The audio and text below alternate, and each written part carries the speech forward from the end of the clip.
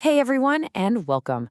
From the Talk Tickers desk, today we are digging into something that started out as a super convenient tool for everyday investors, but is now, well, it's sending some serious tremors through the core plumbing of Wall Street. Yep, we're talking about fractional shares. So let me start this off with a bit of a market mystery for you.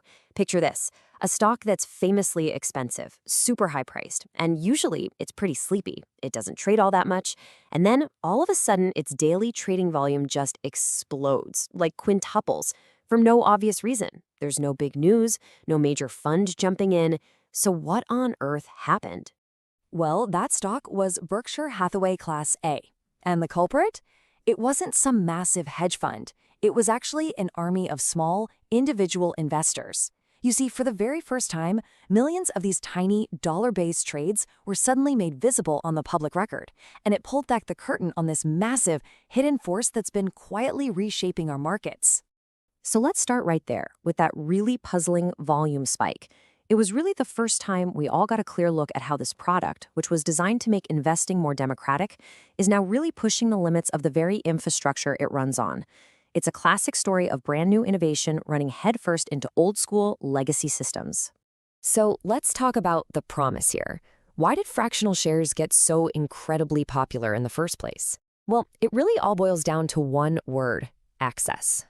At its heart, the idea of a fractional share is super simple. Instead of needing, $3,000 to buy one single share of some tech giant, you can just invest $5 or $10 and own a tiny little slice of that very same company. It means you can invest by the dollar, not by the share. And this just lays out the appeal perfectly. All of a sudden, the most expensive, most exclusive stocks on the market are accessible to pretty much anyone. You can build a really diverse portfolio with just a little bit of money.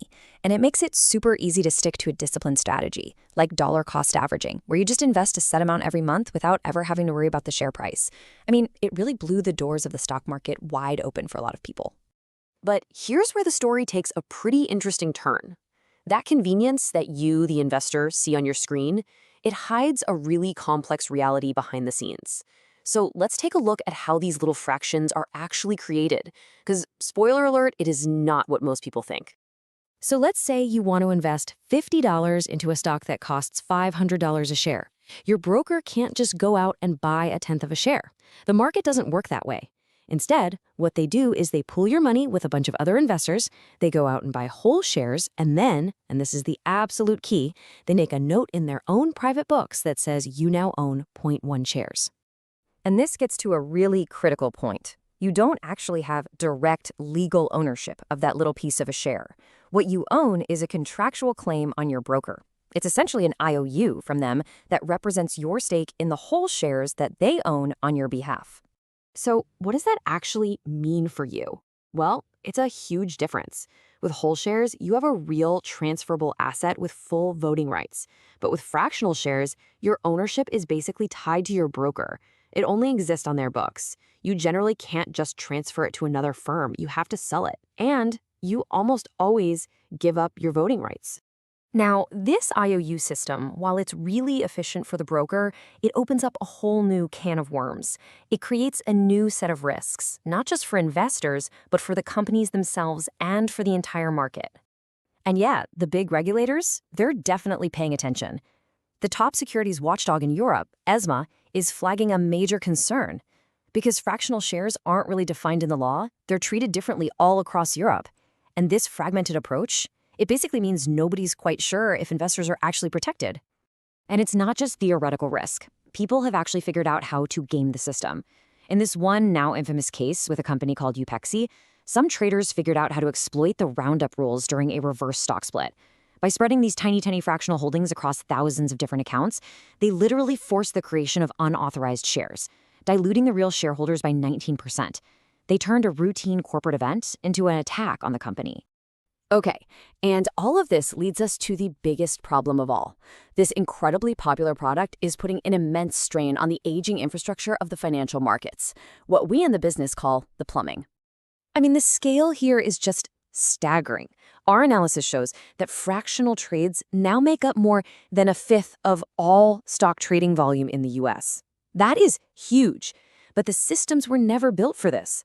At some firms, 1 out of every 5 of these trades needs a human being to step in and manually fix something. That's just not sustainable. So, what's the hang up? Well, it gets down to the absolute bedrock of the system, the National Securities Clearing Corporation. That's the central hub that settles pretty much every stock trade in the US. It's built on one fundamental assumption. The smallest possible unit is 1 share. The system physically cannot process zero point 0.1 of a share. It doesn't know how. And things are only getting more complicated. Regulators are now demanding that brokers report these trades with incredible precision, out to 6 decimal places. So just think about that. You've got this old system that only understands whole numbers, and now you're forcing it to handle data with this insane level of detail. It's forcing everyone to use this massive series of kludges and workarounds just to keep the lights on. And you can see on this timeline how the walls are just closing in. We're calling it the Great Compression. Just recently, the time you have to settle a trade was cut in half. That precision mandate for 6 decimals is coming up fast. And soon, 24-hour clearing is going to get rid of that overnight window firms have always used to fix all those manual errors. That safety net is disappearing. This quote from a recent industry analysis just sums it up perfectly. All of the patches, all of the manual fixes that have kept this system running for the last few years, they're about to get squeezed by time and by precision. And the billion-dollar question is whether the workarounds are actually going to hold up. So where does all this leave us?